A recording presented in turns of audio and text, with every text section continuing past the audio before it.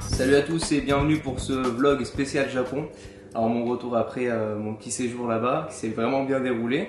Je voulais vous parler de quelques points en particulier pour votre prochain voyage ou si vous pensez vraiment découvrir ce beau pays.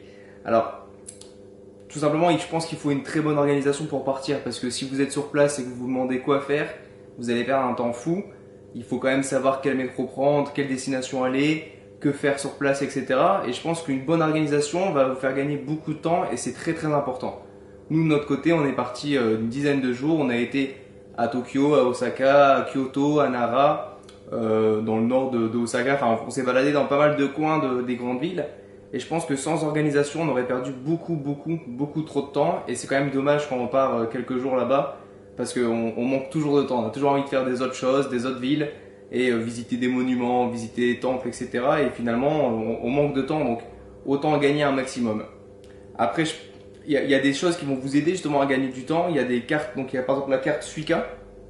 Donc cette carte permet de prendre le métro plus facilement. Donc vous achetez la carte dans les grandes gares du style Tokyo, dans les gares d'aéroport, Akihabara, etc. Donc vraiment les grandes gares.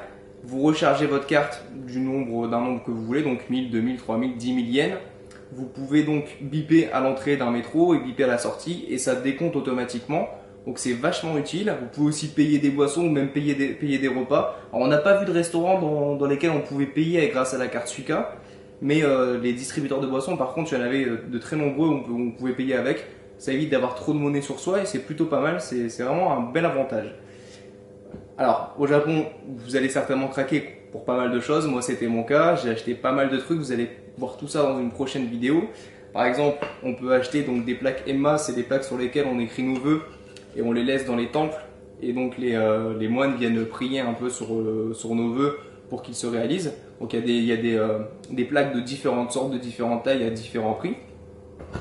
Il y a aussi plein de conneries à acheter, des bonbons, des boissons de styles différents et de goûts qui n'existent pas en France et en Europe tout simplement.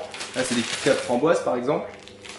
Bon, il y a plein de figurines, je vous montrerai tout ça, mais là par exemple je vous montre la dernière que j'ai achetée, c'était une spéciale Yokai Watch parce que c'est vraiment la grosse mode là-bas et je me dis qu'en France je risque de craquer aussi.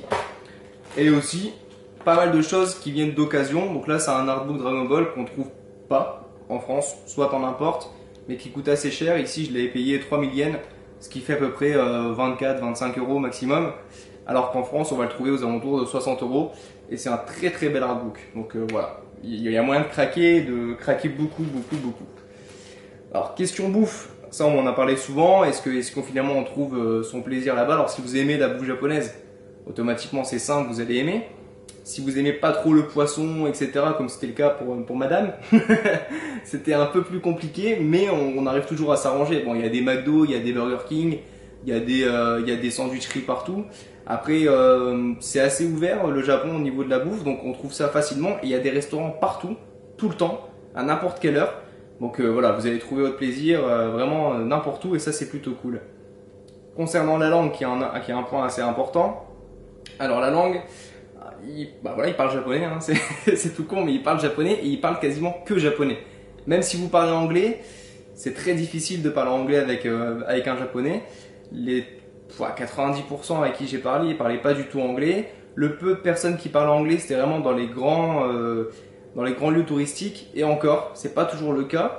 Mais bon, on arrive toujours à se comprendre. Ils sont vraiment très gentils, très posés. Ils font tout pour nous aider.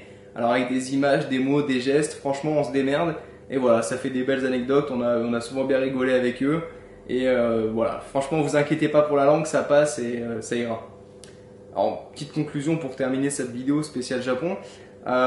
Franchement, je vous le conseille fortement, surtout si vous aimez la culture Komo nippone, si vous aimez les jeux vidéo, les mangas, c'est vraiment le pays. Et c'est assez fou, il y a des quartiers complètement fous comme Akihabara justement qui est célèbre pour ça, où c'est des tours de 10 étages qui sont remplis de mangas, de jeux vidéo.